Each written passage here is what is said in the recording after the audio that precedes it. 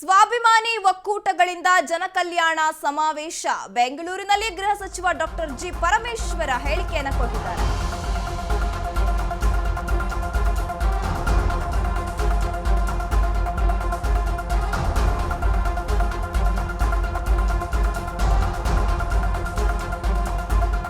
ಇವತ್ತು ದಳಪತಿಗಳ ಕೋಟೆಯಲ್ಲಿ ಸಮಾವೇಶ ನಡೆಯಲಿದೆ. ಈ ಸಮಾವೇಶದ ಕುರಿತು ಡಾಕ್ಟರ್ ಜಿ ಪರಮೇಶ್ವರ್ ಹೇಳಿಕೆಯನ್ನು ಕೊಟ್ಟಿದ್ದಾರೆ.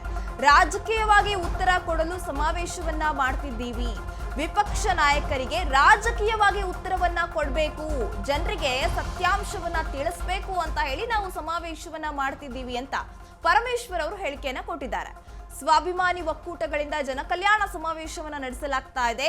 ವಿಪಕ್ಷದವರು ಸುಮ್ಮನೆ ನಮ್ಮ ಮೇಲೆ ಆರೋಪಗಳನ್ನ ಮಾಡ್ತಾ ಇದ್ರು.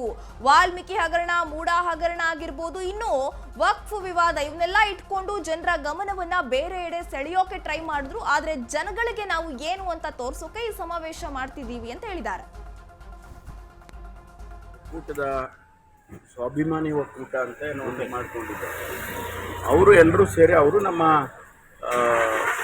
ಪಕ್ಷಕ್ಕೆ ಸಿಂಪತೈಸರ್ಸೇ, ನಮ್ಮ ಸರ್ಕಾರಕ್ಕೆ, ನಮ್ಮೆಲ್ಲರಿಗೂ ಸಿಂಪತೈಸರ್ಸೇ. ಅದರಿಂದ ಅವರೆಲ್ಲ ಒಟ್ಟಿಗೆ ಸೇರಿ ಪ್ರದೇಶ್ ಕಾಂಗ್ರೆಸ್ ಸಮಿತಿ ಮತ್ತು ಅವರು ಎರಡು ಒಟ್ಟಿಗೆ ಸೇರಿ ಮಾಡ್ತಾ ಇರೋದು.